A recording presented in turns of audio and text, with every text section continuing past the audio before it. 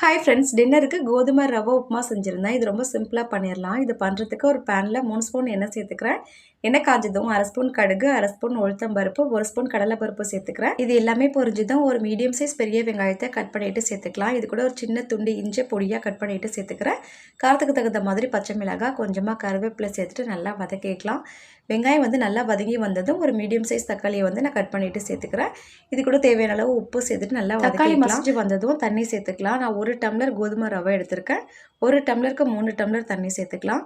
தண்ணி சேர்த்துட்டு மூடி வச்சிடலாம். இப்போ தண்ணி நல்லா கொதி வந்ததுக்கு அப்புறமா இது கூட ரவை சேர்த்துக்கலாம். ரவை சேர்த்துட்டு நல்லா கொதி வந்ததுக்கு அப்புறமா மீடியம் ஃப்ளேமில் வச்சுட்டு அப்பப்போ கிளறி விட்டுக்கிட்டே இருக்கணும். அப்போ தான் அடிப்பிடிக்காமல் இருக்கும். கொஞ்ச நேரத்துலேயே ரவை உப்புமா ரெடி ஆகிடும். பார்க்குறதுக்கு குழஞ்ச மாதிரி தான் இருக்கும்.